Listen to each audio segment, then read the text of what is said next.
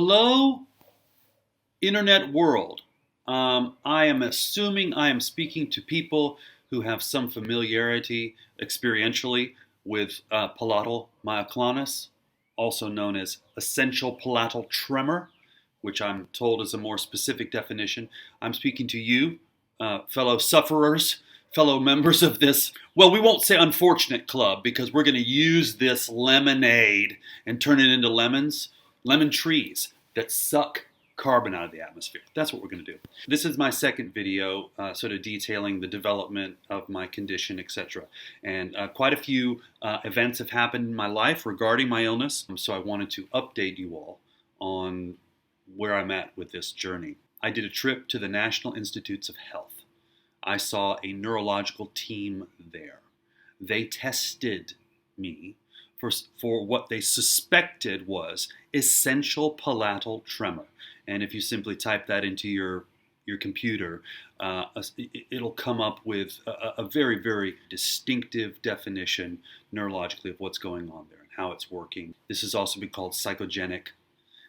Anyways, that can help broaden out the picture in terms of what they defined. But the way they defined it was they were putting electrodes on my dancing uvula, right? And then having me perform a series of tasks like tapping to a rhythm, to a metronome and things like that. Well, interestingly enough, I'm a drummer. I've been a drummer for 40 years. And I play, sort of freely on my own at home and stuff, but I also play to a click track in the studio. So the experimenter at NIH, gave me on an iPhone a pulse to tap along with. So I'm just like, right? So anyways, I'm doing this. And they're able to note on the screen, for example, what my conscious brainwaves are doing, the brainwaves that are involved with doing this synchrony, and then what essentially the movement of the palate is doing. And it's dancing with it like it's some sort of Cuban tango or something, right? It's dancing with it in this kind of marimba style. It's very bizarre. But the behavior of the soft palate during the entrainment, of conscious activity that's being measured by brain waves, they start to tell the researchers that this palatal jerking is not the result of some sort of systemic brainstem lesion that causes spontaneous jerking, palatal jerking, without cessation, day and night. This is something that is essentially controlled by the mind. And then thusly, the mind, right, the conscious mind, the sort of, I can pick this up, right, mind. I can, right, this sort of certain kind of neural software that gets engaged could actually consciously stop the tremors. I could just tell myself, stop it. And those things would obey. And they were much more obedient, I found, my palate, to my direct instruction to stop moving than my 3-year-old certainly is. That moment alone was a cascading realization in my life. And interestingly enough, at that moment, for a period of about 2 or 3 days, the jerks just stopped. Like simultaneous, the jerks just stopped for 2 or 3 days, basically completely. It was incredible. I thought it was as if I had been cured or something. And what was interesting was that once I could see this sort of visual representation, and once I could hear the presentation from the physicians, that suddenly made sense to me. That my irrational blocking mind, dancing conscious mind, was not like anymore trying to push away or re-narrativize, but instead I was getting it. It was making sense. I was like, give me some insight. They were giving me the insight. It made sense to me.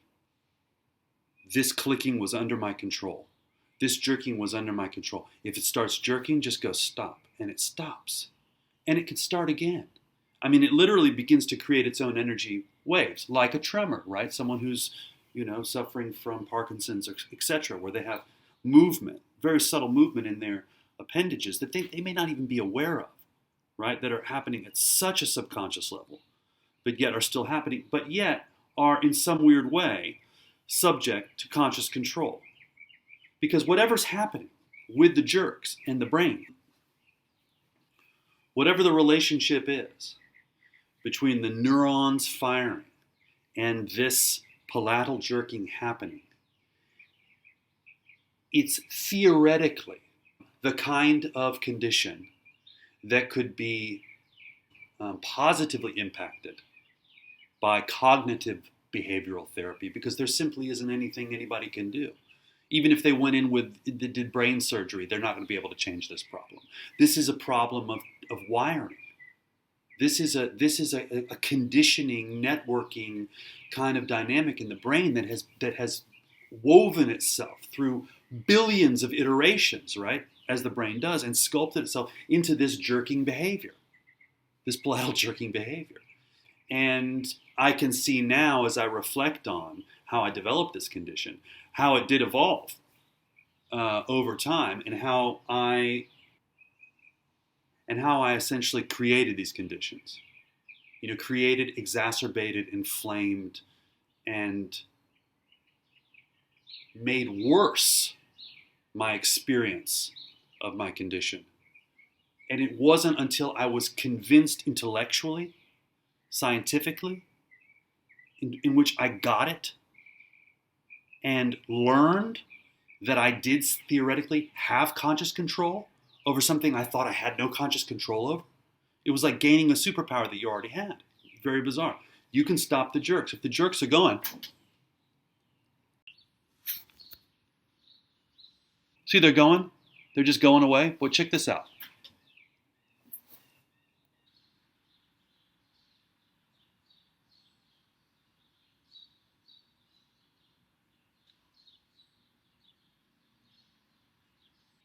Stops. Now I'm holding it there. I'm like a little Pomeranian or something that wants to go run outside. I'm holding it, but eventually it starts to calm down a little bit, and I can release the jaw. Cognitive behavioral therapy was the singular recommendation from the NIH team. There are ostensibly in my region, I live in the sort of DMV region of the Eastern Seaboard, Baltimore, Maryland. In this region, there are people ostensibly that are cognitive behavioral therapists that can apply their expertise to people who are suffering from these neuromuscular tremors. But I think I already know what the kind of program that they would put me on. My father is a behavioral scientist. Applied behavioral analysis is his specialty. And I've got a program. I got the answer. I'm like Tony Robbins or something. I've got it, folks. I've got the answer. I was in my bathtub washing my dishes. I was so poor. I was 10,000 pounds overweight, but now I've got the answer, folks. Now, I wish it were that easy. Don't we all? Essentially, it's this. Once you get a diagnosis that this is indeed essential, and I would assume it, unless you've had some really serious head trauma, neck trauma, I would assume that you have the essential variety of palatal tremor, right? As opposed to the structural variety. And you can, again, these are quite well delineated and quite well articulated in the medical literature. So, causes and conditions. How did I develop this condition? What's my personal journey to it? Obviously, everyone that acquires a diagnosis of essential palatal tremor or palatal myoclonus, we're talking about the same thing here, they will have had their own unique sequence of, again, causes and conditions that will have evoked that condition in their life. For me, I, in 2013, had it recommended to me by my dentist at the time that I had very severe gum recession, and I was really, beginning to suffer quite a bit with like hot and cold sensitivity, because I had been over years, 40 plus years, brushing my teeth, I'm right-handed, so vigorously with, over time, and the gums had receded and exposed the nerves, and I was getting some suffering from that. And he recommended to me, he said, hey, I'm a master at this procedure. I can go ahead and I can get a piece of tissue out of the roof of your mouth. I can cut it to strips and I can cover up that area and it'll be like new again. And what was interesting is it was suddenly for a while. And it still is. He did a great job with the actual surgery. But here's the problem. We now learned. Because of the intense nature of my jaw being open for so long, clearly some trauma happened at the temporomandibular joint. This is another condition that I am diagnosed with. I have anterior disc displacement of the temporomandibular joint. This is part of my condition, right? Not everyone that develops this TMJ condition gets palatal jerks, okay? They're not necessarily the same thing, but they may be interconnected or they may not be. We're still trying to understand the relationship between the two of them. I have a theory, of course I do, like a mad conspiracy man. So, during this dental surgery, something happens where my jaw on this side I think the disc is displaced. I do some damage. I don't know what has happened to me, you see, for years and years and years, but I experienced this very, very dramatic, radical earfulness, right? And everything is squishy and I don't know what's going on. This is consistent with people who have dental procedures like wisdom teeth extractions, etc., where their jaws are open for a very long time. They can end up actually injuring that TMJ joint in some way, deranging it or perturbing it. Well, that was really, I think, the beginning of this whole cascade of knock-on suffering effects. I think at that point, because I didn't understand what was going on, I didn't go to the right physicians, and I actually just left my health insurance right after that and moved to Baltimore. I just basically neglected it and was sort of just trying to understand, like, what the heck is going on? I'm pouring salt water down my ears. I think I have eustachian tube dysfunction. I don't know. I'm looking at pictures online. But what I am doing, because I'm having this feeling of just fullness and compression and wetness and stickiness and just dysphoric, just, right, stuff going on in my jaw, and it was pretty pervasive. I was moving my jaw like this, back and forth, always, right, scratching this itch, hoping for years, trying to do something that's going to make it feel better, right? And this became conditioned. Nobody did it, but this is just what the neurons started to do. There's some sort of disturbance here. It starts to move. It's trying to resolve it. And the goal is always is to feel normal, to feel relief, to feel like this feeling of just like, it's like beautiful air cascading through my ears. But no. And essential palatal tremor can be brought on, apparently, by changes in the pharyngeal muscle tissue, right? Because nerves press on things and things can get triggered. And it's my belief that with all of the manipulation of my jaw, etc., I kept just hitting this nerve, right? That causes this up and down motion. Just kept, physically with this TMJ derangement, it keeps stimulating this nerve and causing this thing to jerk until it becomes an actual sort of automatic pattern. And it's like you're driving. You're not even thinking about it anymore. It's just doing it, The tremor conditioning pattern has begun. But what I'm now working on, I have a program. I have a very simple cognitive behavioral program that I've designed essentially for myself. And no, I'm not a licensed physician. But my dad is a board-certified behavioral technologist, applied behavior analysis guy, and has been for years.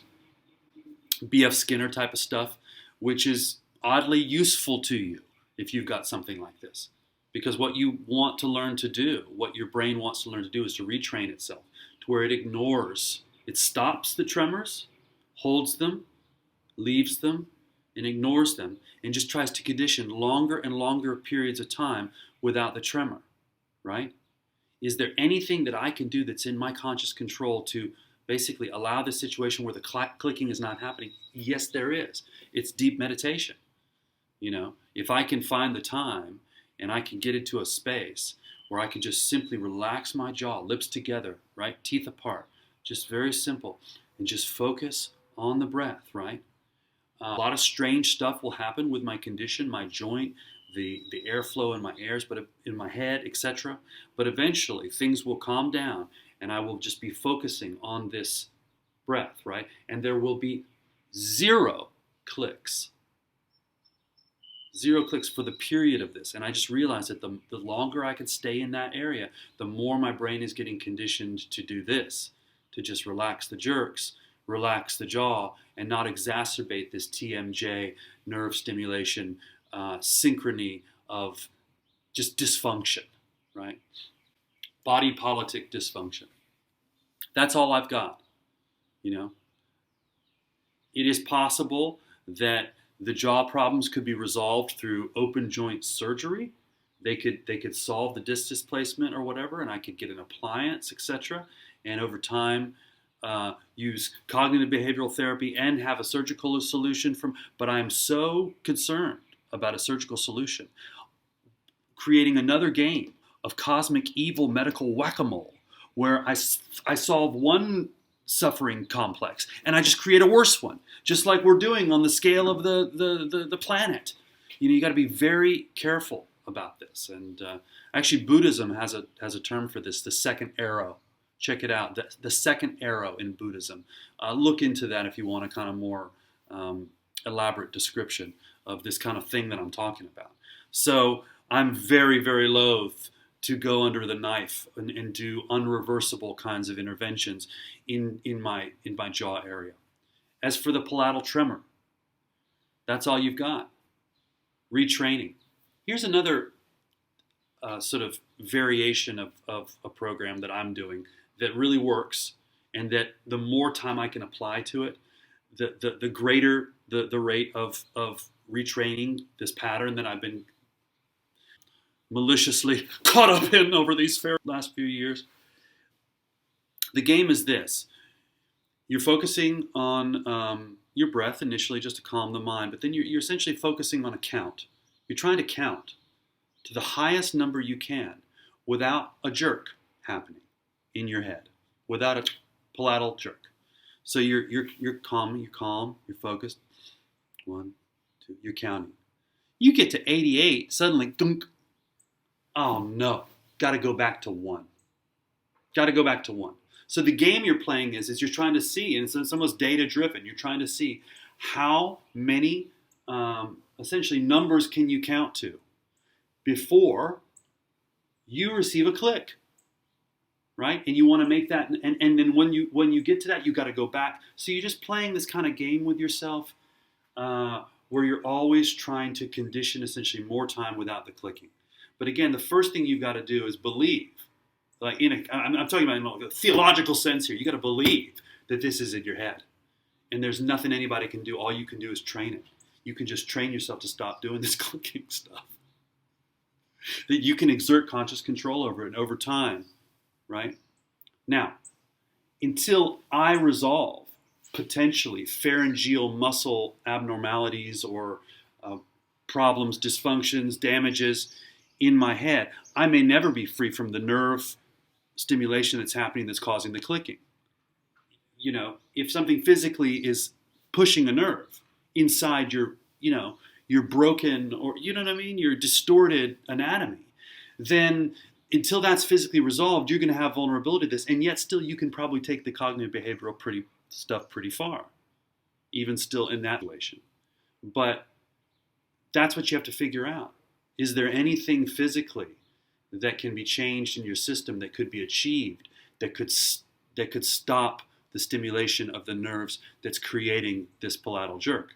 But if there isn't, if it's only what you've got going on in your essentially your meditative training toolkit, then that's all you've got, and you're just doing this like it's a meditative practice, like you're a Zen monk in Kyoto, and you're spending 8, 9, 10 hours a day just sitting in silent meditation, counting until you get a click, and then going back to 1, and then writing down what your highest number was that day, and just doing that, and eventually this jerking will start to become overwhelmed by new conditioning that stops it and then pulls it back down. But it's not going to be subdued easily, and it's not going to be subdued instantly. But for me, there was great potency in getting the definition of essential palatal tremor and knowing that this is not structural, and that I had a tool recommended to me by NIH, which was essentially behavioral intervention, new conditioning program. I'll keep you updated.